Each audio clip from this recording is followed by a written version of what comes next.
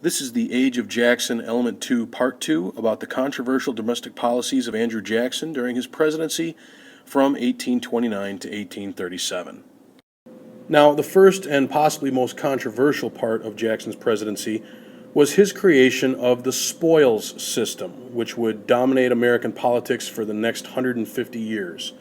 Basically, Jackson said, "To the victor go the spoils of war," and what that meant to him was giving political supporters government jobs. A lot of government jobs. In fact, many incompetent and untrustworthy people were given jobs by Andrew Jackson and his government, and one even managed to rob the government of $1 million.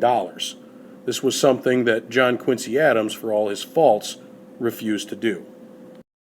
But again, the spoils system was just the first controversy in Andrew Jackson's presidency.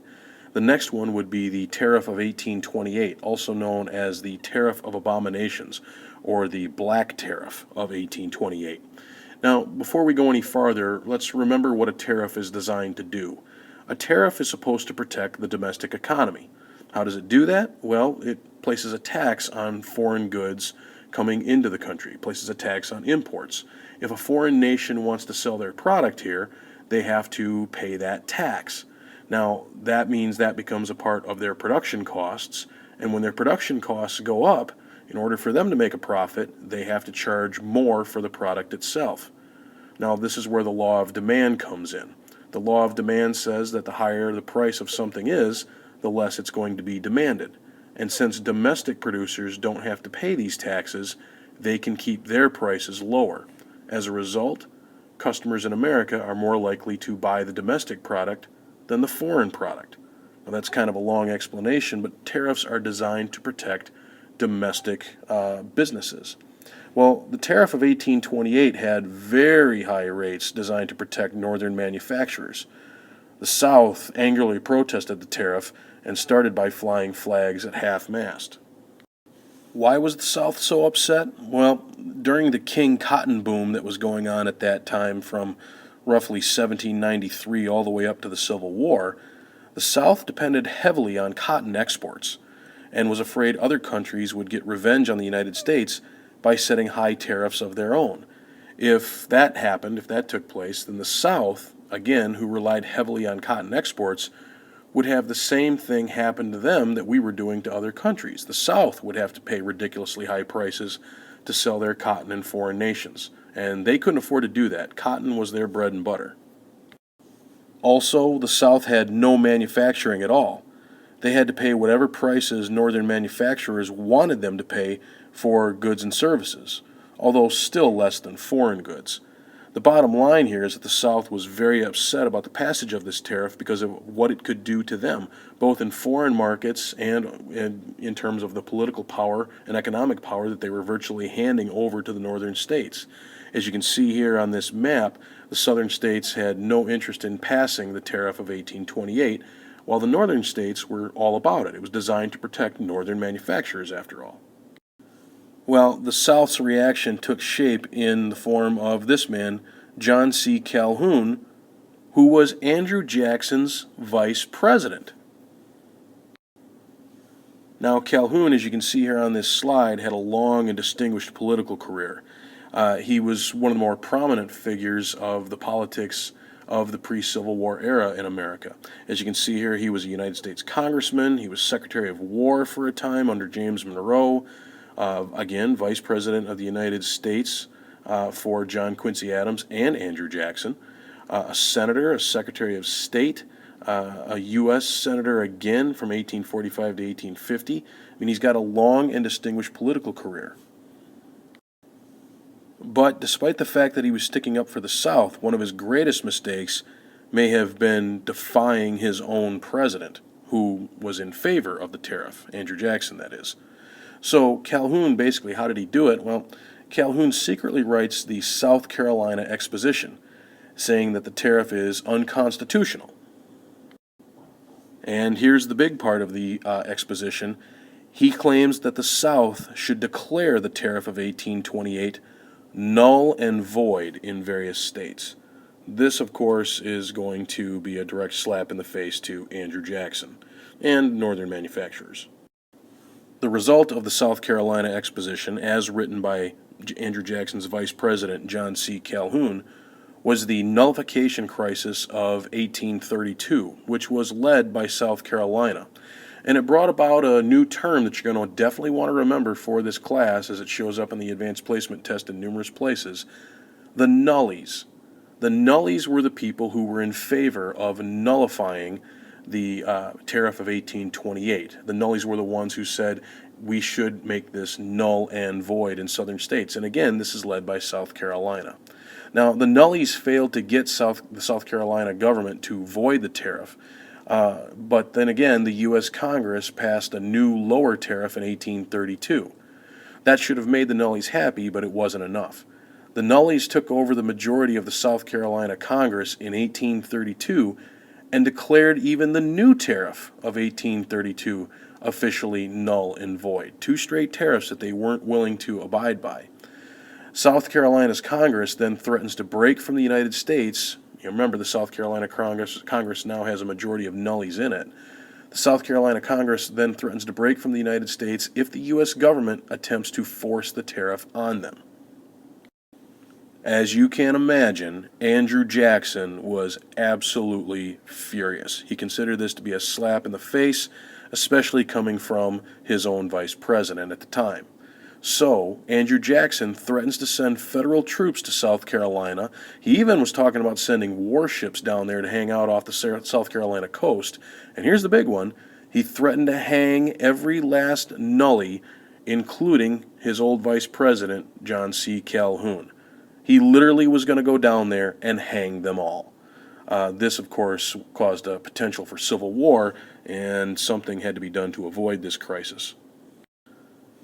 It's at that point that Andrew Jackson's old enemy from 1824, Henry Clay, another prominent politician from 1800 to 1850, just like John C. Calhoun, would step in and basically save the day. It was Clay who proposed the Compromise Tariff of 1833. Essentially, this reduced tariff rates 10% every year for the next 8 years. The South, understandably shaken by Andrew Jackson's threats, agreed to the tariff, as did Andrew Jackson.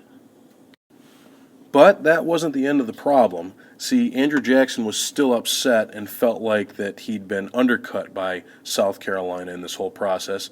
So to keep Jackson happy and to finalize this compromise and make sure there would be no more problems, Congress also passed the Force Bill, which allowed the president to use federal troops to enforce the tariff if need be. The South and Congress had basically both been significantly intimidated by Andrew Jackson. There, of course, would be more controversies to follow. Jackson, if you remember from the Native American study, was famously the president who enacted the Indian Removal Act of 1830. There were approximately 125,000 Native Americans east of the Mississippi River in 1820, often respected by Anglos for assimilating into white culture. The 5 civilized tribes in the southeast were the leading assimilators. These included the Cherokee, Creek, Choctaw, Chickasaw, and Seminole, if you remember from the Native American study. The Cherokee Nation made the greatest effort to assimilate, with private property, Anglo schools, a written constitution, and some prosperous cotton planters with African slaves even. Well, the thing is that in 1828, Georgia took over the Cherokee lands and affairs. The U.S. Supreme Court supported the Cherokee appeals 3 different times. They basically agreed with the Cherokee that these lands shouldn't be taken away. The problem was that Andrew Jackson disagreed. Jackson refused to recognize the Supreme Court decisions, getting into a war of words with U.S. Supreme Court Chief Justice John Marshall. You might remember him as the old Federalist, the Ghost of Federalism, as it were. Basically, Jackson said, his famous quote was, "John Marshall made his decision, now let him enforce it." Now, Jackson claimed that he was doing what he thought was good for Native Americans and trying to protect them from themselves and the people around them by relocating them to a place where they could thrive on their own. The reality here is he wanted Georgia opened up for white settlement. And so, as you remember from the Native American study, 100,000 Native Americans were forcibly relocated west of the Mississippi River. the Cherokees specifically on what became known as the Trail of Tears in the 1830s. The Bureau of Indian Affairs was established in 1836 by the Andrew Jackson administration, but that didn't make things any better. But we're not done. The biggest controversy of Andrew Jackson's presidency, beyond the spoils system, beyond the Nullification Crisis, and beyond the Trail of Tears, may very well have been the Bank War of 1832, Jackson versus the Bank of the United States. Now, the issue was basically this. The government minted gold and silver coins, but they did not print any paper money. Paper money was only printed by private banks, with no restrictions on how much to print, and this affected monetary value. The more bills you printed, the less each bill was worth. You know how that works from freshman economics. The Bank of the United States had a significant influence on the American economy. The U.S. government's primary accounts were in the Bank of the United States, and they controlled much of the nation's gold and silver. They also printed the most stable paper currency in the United States and were more responsible in granting loans than most banks. However, the Bank of the United States was a private institution, not public. More about investors' profits than it was about providing a public service. Therefore, Andrew Jackson, the people's champion, went to war with Nicholas Biddle, who was the president of the Bank of the United States. Jackson saw the bank as an affront to the common man and was determined to do something about it. Now, Jackson's opponents tried to make this a political problem for him. Congress attempted to renew the Bank of the United States charter 4 years early. It was set to expire in 1836, but Congress tried to renew the charter in 1832 in an attempt to make this an issue during the 1832 election, to see if Jackson would get enough rope to hang himself, essentially, and be forced out of office. Jackson, of course, vetoed the bill. And then Jackson takes the unprecedented step of declaring the Bank of the United States unconstitutional, even though the U.S. Supreme Court, which actually has the responsibility in these matters, said that it was constitutional. Andrew Jackson didn't care. He felt that the president had more power than the U.S. Supreme Court and felt it was well within his rights to declare the Bank of the United States unconstitutional. Way to go, King Andrew. Now, fortunately or unfortunately, depending on how you feel about Andrew Jackson, whether you like him or not, the guy is a fascinating figure in American history. Jackson was reelected in 1832 by a wide margin, 219 to 49 in the Electoral College.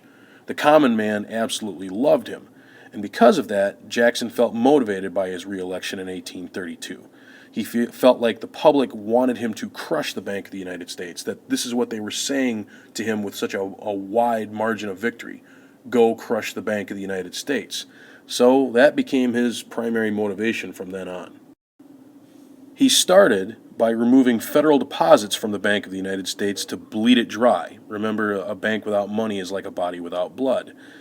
And any advisor who disagreed with Andrew Jackson's policy was fired, including multiple Treasury secretaries. I don't remember the exact number, but I think he fired 7 Treasury secretaries who were all telling him this was a bad idea, but he did it anyway.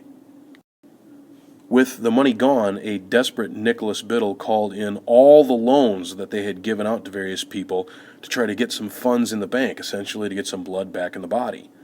But the bank died in 1836. Andrew Jackson had won the bank war. But there was still a problem, and that's what Andrew Jackson did with those funds once he took them out of the Bank of the United States.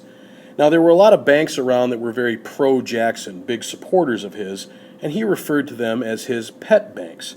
Well, Jackson, based on the spoils system and patronage and the fact that they supported him, offered some support back by putting those government funds into those pro-Jackson pet banks.